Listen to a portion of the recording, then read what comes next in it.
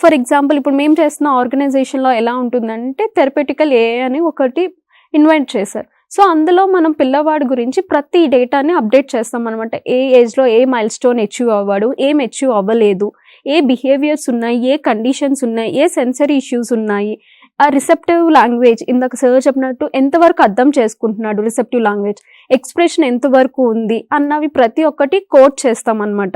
So, అవి ఎప్పుడైతే code చేస్తామో ఇంకా ఏవైతే డీకోడ్ అవ్వలేదో ఇవన్నీ మనం అప్డేట్ చేసి ఒక స్పెషల్ ఫంక్షనింగ్ చేసినప్పుడు ఏమవుతుంది అనంటే కిడ్‌కి డిఫరెంట్ టెక్నిక్స్ చూపిస్తుందనమాట. సో, ఆ టెక్నిక్స్ చూపించినప్పుడు ఏమవుతుంది, ఆ టెక్నిక్స్‌తో పాటు ఏ మెటీరియల్ యూజ్ చేయాలి, ఎన్ని టైమ్స్ యూజ్ చేయాలి, దానివల్ల రిజల్ట్ ఎలా ఉంటుందనేది యాక్యురేట్‌గా మెజర్ చేయడానికి హెల్ప్ అవుతుంది ఇప్పుడు టెక్నాలజీ అనేది.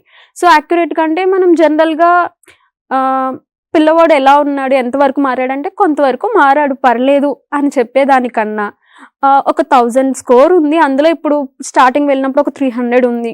ఇప్పుడు ఒక 400కెళ్ళింది. ఒక 100 పాయింట్స్ ప్లస్ అయింది. ఈ ఎలిమెంట్స్‌లో కవర్ చేసాం మేము అని ఈ ఎలిమెంట్స్‌లో కవర్ అయిందని చెప్పడానికి ఇప్పుడు ఉన్న ప్రెజెంట్ టెక్నాలజీ అనేది బాగా యుటిలైజ్ అవుతుందనమాట.